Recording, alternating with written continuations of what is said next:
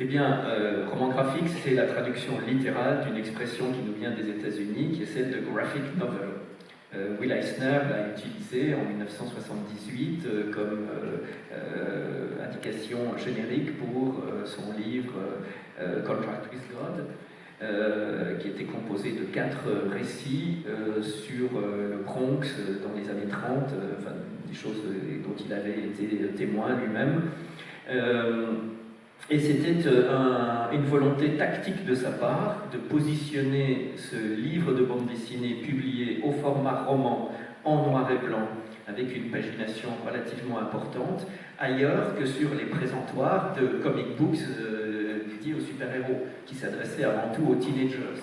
À cette époque-là, aux États-Unis, la bande dessinée n'existait pas sur les rayons des librairies généralistes. J'ai voyagé aux États-Unis précisément à cette époque-là, et j'ai cherché dans les librairies où était le rayon bande dessinée, je ne l'ai jamais trouvé. Il y avait quelques bandes dessinées classées au rayon humour, même si c'était un recueil de Dick Tracy qui n'a absolument rien d'humoristique. C'est là qu'on les mettait faute de mieux, parce que le rayon comics n'existait pas. Donc, ce positionnement tactique choisi par Will Eisner a payé. Maus de Art Spiegelman est arrivé derrière et a confirmé l'essai. Et en France, l'expression de roman appliquée à la bande dessinée a commencé à se répandre dans les années 80 avec 3 collections. La collection des romans à suivre chez Casterman, la collection des romans graphiques aux humanoïdes associés et la collection romans BD qui a été créée par Flammarion, éditeur littéraire, qui jusque-là ne publiait pas de bande dessinée, mais il se trouve que c'est Flammarion qui a traduit Maus en France, et donc pour l'occasion, ils ont créé cette collection roman BD. Alors, 3 collections qui utilisent toutes les 3 le mot roman, mais avec des critères différents, puisque chez Casterman, c'était avant tout la longueur des récits qui était désignée par là. Aux humanoïdes associés, on rangeait dans la collection des romans graphiques tous les récits qui n'appelaient pas de suite, ce qu'on appelle quelquefois d'un mot que je déteste, les one-shots, donc les livres qui se concluent et qui ne s'inscrivent pas dans une logique de série. Et chez Flammarion, c'était le format roman et non pas le format album, plus grand et cartonné.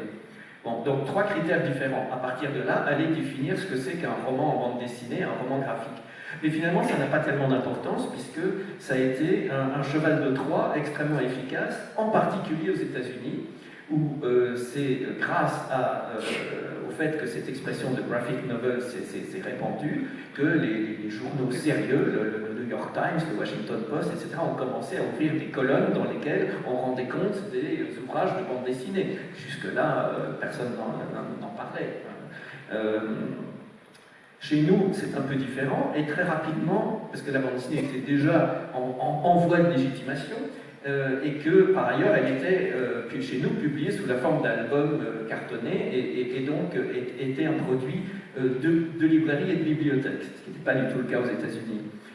Mais, très vite, cette expression de roman graphique a été vue avec une certaine suspicion par la communauté des créateurs de bande dessinée, et certaines voix, dont celle de Art Spiegelman, se sont élevées pour dire « Moi, je ne veux pas être reconnu comme le père du roman graphique ».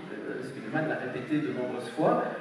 Pourquoi ? Parce que le roman graphique se veut une expression qui introduit une distinction, une discrimination entre le tout venant de la bande dessinée et une certaine aristocratie de la bande dessinée qui s'incarnerait dans un genre et un format différent. Et donc, si cette aristocratie de la bande dessinée, d'une certaine manière, peut attirer sur elle un regard plus bienveillant de la part de ceux qui jusque-là regardaient la bande dessinée avec suspicion, ils jettent implicitement un certain discrédit sur le reste de la production. Et c'est comme s'il y avait désormais deux vitesses. Il y a la bande dessinée populaire, la bande dessinée de grande consommation, la bande dessinée de divertissement, et puis une bande dessinée d'auteur plus noble, plus ambitieuse, plus digne d'attention, qui serait le roman graphique. Évidemment, cette ligne de partage-là, elle n'est pas tenable, il est très difficile de dire par où elle passe, et on ne peut pas accepter qu'une grande partie de la production soit ainsi implicitement déconsidérée.